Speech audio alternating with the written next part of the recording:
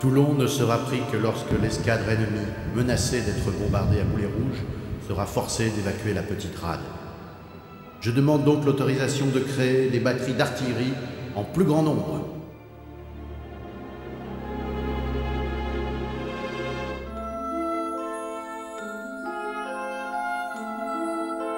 Dans un premier temps, le plan échoue.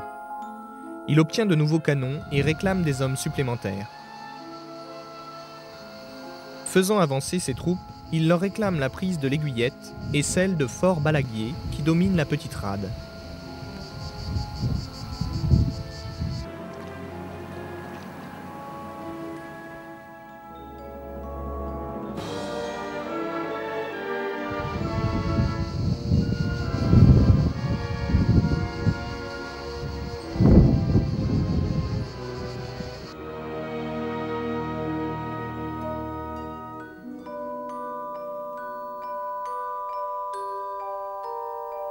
Les colonnes françaises enlèvent le fort dit du Petit Gibraltar, tenu par les Anglais, puis le fort de Malgrave.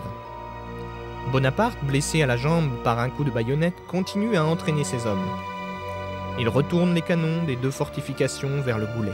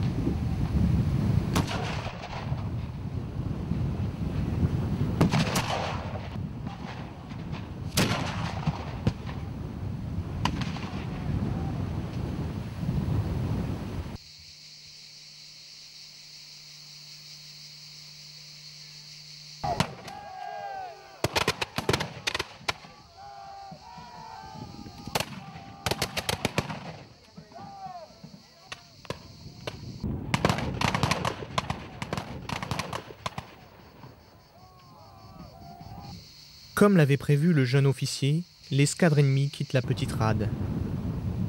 Le 18 décembre, l'amiral Hood lève l'ancre dans un désordre indescriptible. Bonaparte vient de décrocher le titre de général de brigade.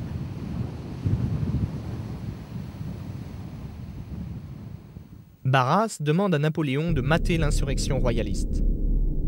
Napoleone Bonaparte donne ses ordres à un jeune officier de la cavalerie du nom de Joachim Murat. Devant l'église Saint-Roch, c'est un vrai massacre. Très vite, les royalistes abandonnent leur désir de s'emparer des Tuileries. Barras est sur le point de devenir l'un des membres les plus influents du Directoire. Carnot nomme Bonaparte en tant que général en chef de l'armée de l'intérieur.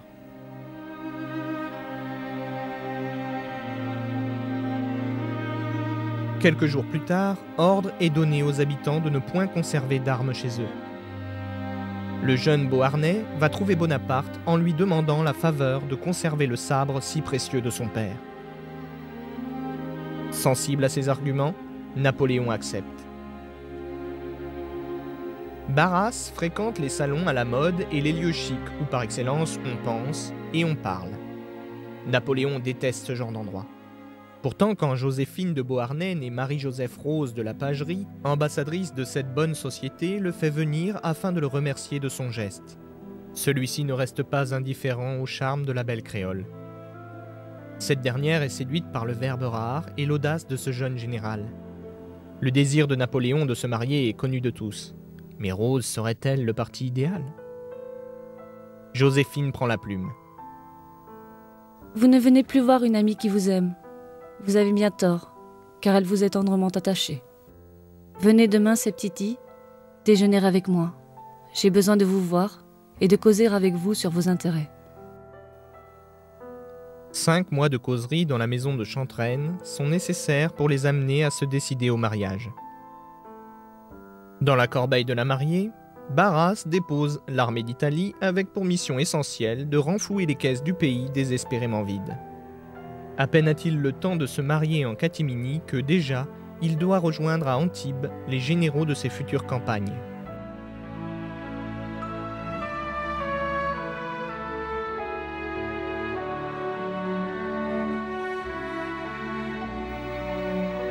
Au début, ceux-ci le considèrent comme un général d'alcôve, mais très vite, il change d'avis. Ce général de 26 ans, en très peu de temps, obtient nourriture et chaussures pour des soldats qu'il sait motiver. Soldats, vous êtes nus, mal nourris. Le gouvernement vous doit beaucoup. Il ne peut rien vous donner. Votre patience, le courage que vous montrez au milieu de ces roches sont admirables, mais ils ne vous procurent aucune gloire. Aucun éclat ne rejaillira sur vous. Je veux vous conduire dans les plaines les plus fertiles du monde. De riches provinces, de grandes villes seront en votre pouvoir. Vous y trouverez honneur, gloire et richesse. Soldats d'Italie, manqueriez-vous de courage ou de constance ?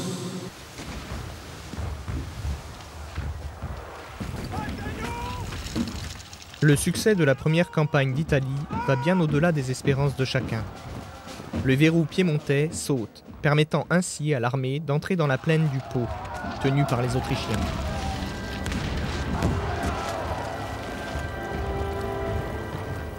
Au pont de Lodi, sur la rivière Adda, Bonaparte ne dispose que d'un seul passage, un pont de 195 mètres. Avec 6000 hommes, le commandant de l'armée d'Italie part à l'attaque du pont de Lodi. L'arrière-garde du général autrichien Beaulieu est enfoncée. Napoléon entre à Milan en libérateur.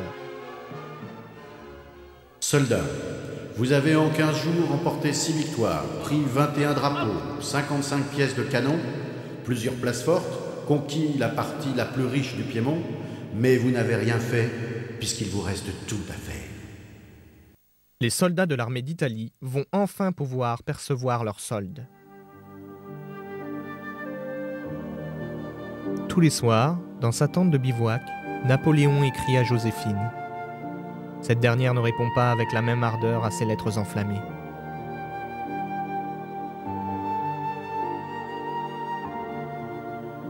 L'aigle s'envole déjà vers un autre combat. Il doit songer à repousser les Autrichiens vers leurs frontières. L'essentiel de la bataille gravite désormais autour de Mantoue. Avec l'arrivée d'une nouvelle troupe menée par le maréchal Alvinzi, les Français se croient perdus.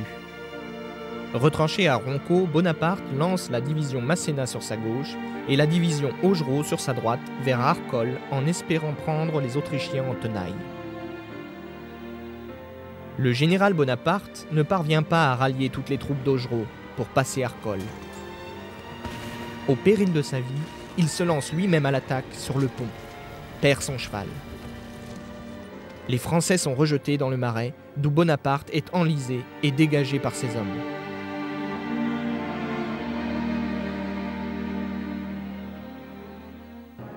Le dernier acte de cette difficile campagne survient lorsque les troupes du général Alvinzi sont écrasées dans la vallée de l'Adige.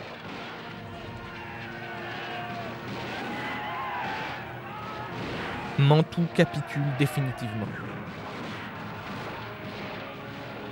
Le duc de Parme et de Modène se hâtent de demander la paix contre de lourdes indemnités de guerre. Napoléon annexe Gênes et Venise, créant une république cisalpine en Lombardie. Après tant de siècles, César et Alexandre avaient un successeur, écrit Stendhal.